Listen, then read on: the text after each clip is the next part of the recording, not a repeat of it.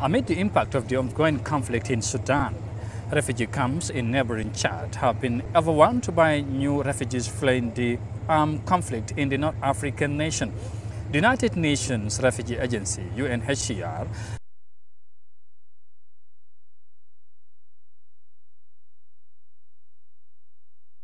in the coordinate situation recent arriving refugees. This conflict has begun in April last year, with many of whom fleeing to neighboring countries, including Chad.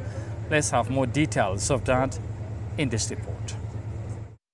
It is late afternoon at the UNHCR registration center in Adre, eastern Chad. Yet this center is far from empty.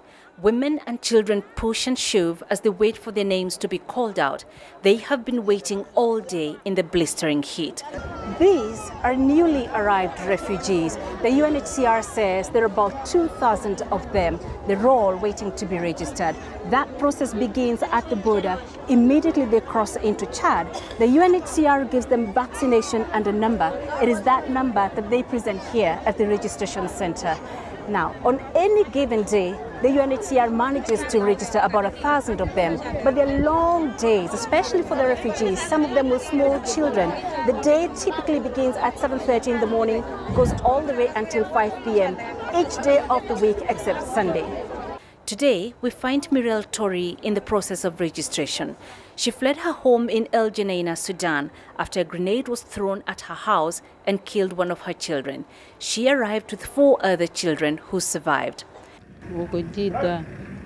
When I arrived in Chad, I had nothing, so I looked for a job and got employed by a local family to till their land.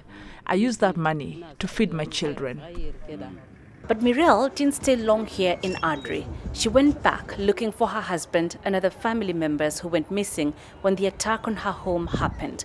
A month later, she returned alone and with children depending on her for survival. The people that I came with got registered a long time ago and have been getting access to food, but I'm struggling to feed my children. That is why I have decided to get registered too. This is the first level of registration. The process is electronic and captures unique features of each refugee. It is a crucial process that ensures the refugees are protected and cared for. They get a ration card that ensures every few days they receive food from the World Food Programme. And when we start with the relocation, and at that time, only the people are registered at the level 1 can be relocated. The UNHCR estimates between 100 to 1,000 refugees cross into Chad every day. At the moment, about 10,000 are awaiting registration. We need the generator at the registration center. So now we are using the backup with the power bank, the big one. So that we need a lot of material and a lot of many staff to do this job. But now, because of the fund, we can have many people, many staff to do the job.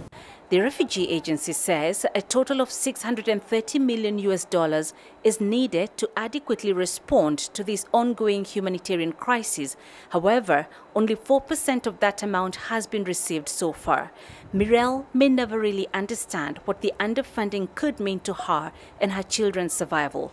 But for now, she rests in the comfort of having received her ration card, which means she can provide a meal and eventually shelter for her children.